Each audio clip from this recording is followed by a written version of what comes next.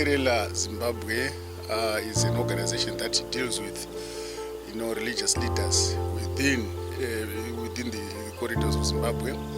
We are a network of religious leaders who are actually living or affected by HIV/AIDS. Here at Fambidzana, we came under the project that we are working on, climate smart agriculture, where we were training our local communities to find possible ways to farm and build their climate resilience in terms of food security, as well as we have realized that we work with key populations. So nutrition is one of the major issues that they really need to work on.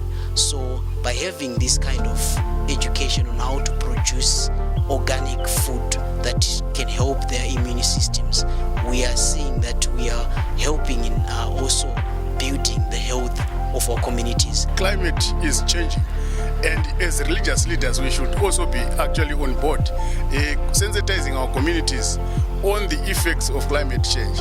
How best are we going to be in a position to adapt to these changes? We need to get into the communities, making the communities aware through the churches.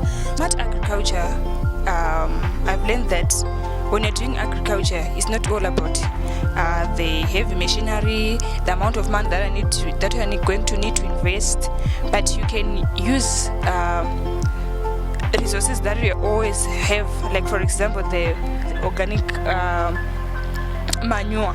You can actually use that to do agriculture without buying any fertilizers, meaning there's no money needed for you to do that practice. And also the space is not all about space. I've learned that even if you have such a small portion of space, you can actually utilize that space to do agriculture. And also, since climate change has also impacted the health of local communities, we saw it fit that we actually talk about climate smart agriculture. But we thought it's not enough to actually just teach people in theory.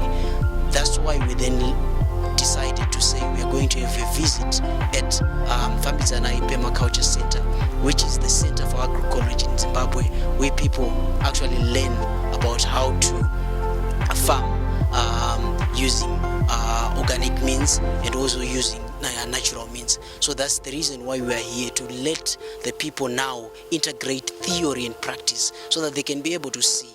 And this workshop is a trainer of trainers. So once they learn, they will go back to their support groups and share this knowledge. And we are hoping that in future, some will gain interest to further their knowledge in agroecology.